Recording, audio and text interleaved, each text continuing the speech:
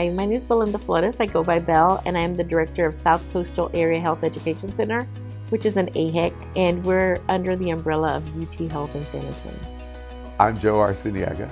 I'm a native San Antonian, but I was raised in Laredo, Texas until I was a teenager, and then moved away and didn't move back until I was retiring.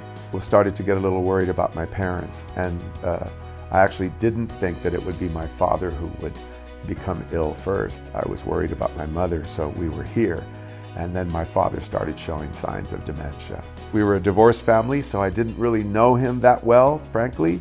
But I got to know him unbelievably, almost brutally well during the 5 years that I was the lead on his caregiving. My name is Paula Barrera, and I'm a community health worker. I didn't know it was dementia and Alzheimer's, but my mother came down with that illness.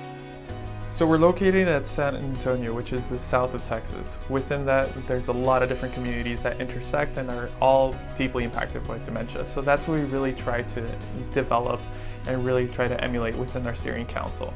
The steering council is made up of a vast variety of different people who make up South Texas. People living with dementia, caregivers, community health workers, people working with the Alzheimer's Association, WellMed Charitable Foundation, and not just different groups, but also in different areas. There's people living in the Rio Grande Valley, Corpus Christi, and also here in San Antonio. It has a variety of council members. Being part of this council for dementia and Alzheimer's has really opened up my mind.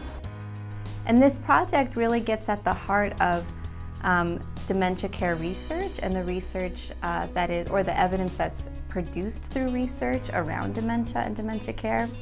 Because we found that there's a misalignment with what research tends to focus on and what communities are really experiencing. I felt, and I still do, very strongly that the goals of this project completely fill an important gap. The space between the sufferers and the people who are going to help us solve the problem. To be part of this council has been really important to me. I feel like we've made an impact in our community, even if a small one. Me living, that experience with my mom, it's kind of a similar, thing that they're going through like me. So I thought, oh, this is a true council group. Being part of the council, I feel like we're being heard, and the input that we provide is really used. It's not like, oh, thank you, focus group, and let's file it away somewhere. I feel like there's been action behind our suggestions. Sometimes, I always felt like maybe I couldn't help, but maybe whatever, 1%, 2%, whatever, we've got to help. We've got to be there.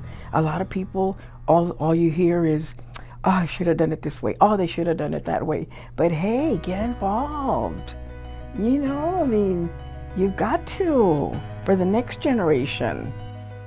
And I think the other thing, being part of this council is important to me, to educate our community, for myself to learn more about it, and also to educate our community that there are resources out there, and to be proactive if we see somebody having issues or we see changes, to get them screened, to get the help that they need.